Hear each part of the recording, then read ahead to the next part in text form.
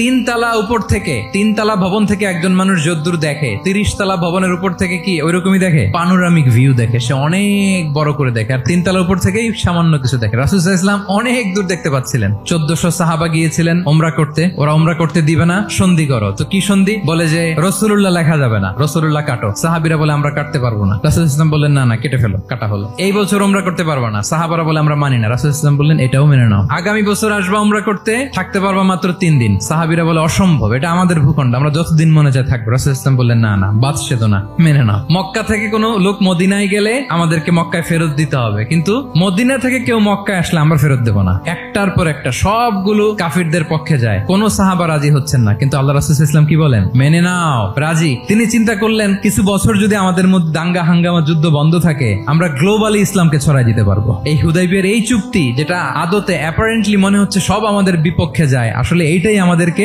ভূমি ধস জয় এনে দিবে, এবং সেটাই হয়েছে। আল্লাহ তাআলা এই পৃথিবীটাকে ফোল্ড করে ছোট রেপ্লিকা বানিয়ে আমার সামনে তুলে ধরেছেন। আমি পৃথিবীর প্রাচ্য পাশ্চাত্য সবটুকুন দেখেছি, আর আমি যদ্দূর দেখেছি ঠিক তদ্দূর জায়গায় আল্লাহ তাআলা লা ইলাহার বাণী পৌঁছে দিবে। এমন কোন কাঁচা ঘর, পাকা ঘর, কোন জঙ্গল, কোন পাহাড়, কোন ভূখণ্ড, এই পৃথিবীতে এমন কোন জনপদ থাকবে না যেখানে ইসলামের বাণী পৌঁছবে না। সে 1400 বছর আগের কথা।